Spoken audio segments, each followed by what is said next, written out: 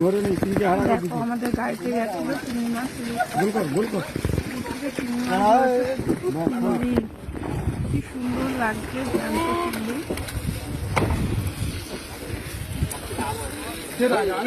চিংড়ি মাছগুলো খুব সুন্দর।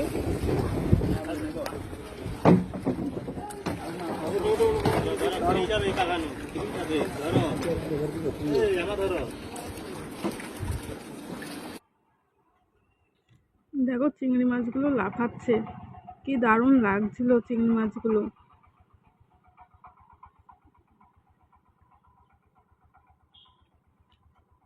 একেবারে জ্যান্ত চিংড়ি, টাটকা। এই মাছই আবার ওজন করে গাড়ি লোড হচ্ছে। তো কিছু মাছ আমাদের বাড়ির জন্যও নিয়ে এসেছিল, বরফ দিয়ে প্যাকিং করে নিয়ে এসেছে বাড়ির জন্য।